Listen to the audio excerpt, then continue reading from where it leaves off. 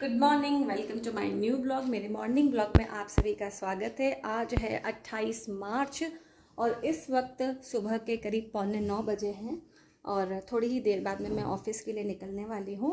तो मेरे morning blog में आज मैं आपको ये बताने वाली हूँ कि मैं अपने मॉर्निंग ब्लॉग में पहले के समय और आज के समय की कुछ बातों को कंपेयर करूँगी, जो हर बार कुछ नया होगा। तो आज मतलब पहले हमने क्या जिया है और आज हमारे बच्चे सेम चीज़ों को किस तरह से जीते हैं उसके बारे में बताऊंगी। हो सकता है उससे आपकी बचपन की यादें भी थोड़ी बहुत जुड़ी हुई हैं और आप लोग भी कनेक्ट कर पाए।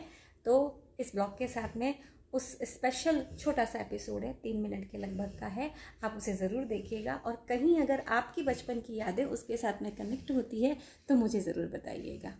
कल फिर मिलेंगे, बाय बाय।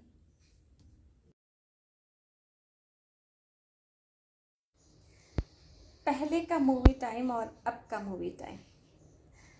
पहले एक्चुअली टीवी सबके घर में होती भी नहीं थी।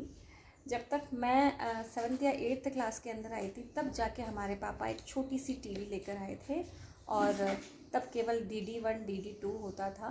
तो जो मूवी भी होती थी वो संडे को होती थी। कुछ समय बाद में थोड़ा सा इजाफा हुआ तो सैटरडे को भी मूवी आने लगी। तो ये 2 दिन मिलते थे मूवी देखने के, क्योंकि मूवीज़ बहुत कम आती थी। तो पता है संडे के दिन शाम को मेरे ख्याल से 4-5 बजे के लगभग, अगर आप लोगों को याद हो, तो दूरदर्शन पर प्रादेशिक भाषा की मूवीज़ आती थी।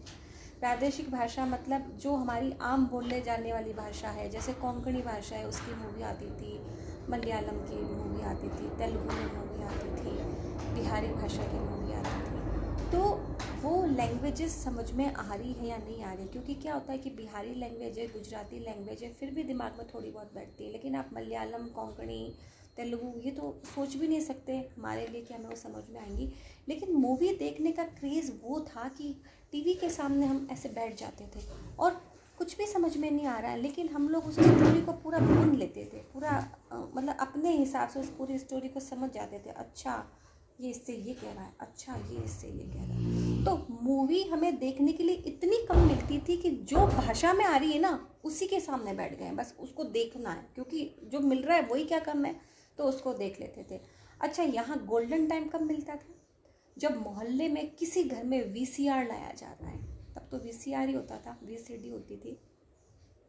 तो उस दौरान मोहल्ले में पैसे इकट्ठे किए जाते थे, 10-10 रुपये जैसे हर घर से इकट्ठे किए गए, और फिर किसी एक का, जिसका घर बड़ा है, जिसका हॉल बड़ा है, जहाँ पे वो VCR और वो टीवी लगेगा, उसके घर पर वो VCR आता था और सारे मोहल्ले के बच्चे जो होते थे वो सारे के सारे वहाँ पहुँच जाते थे।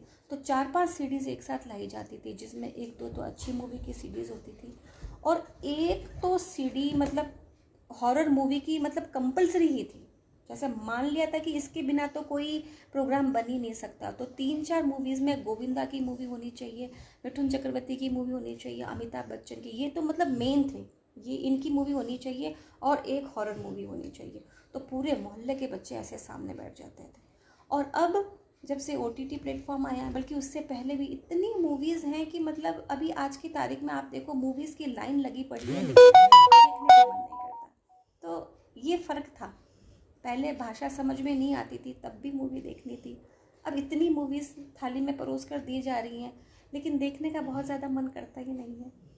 तो चीज़ें अगर ज़्यादा मिल जाती है ना तो कद्र ख़त्म हो जाती है, कम होती है ना तो इम्पोर्टेंस बहुत ज़्यादा होती है। हो सकता है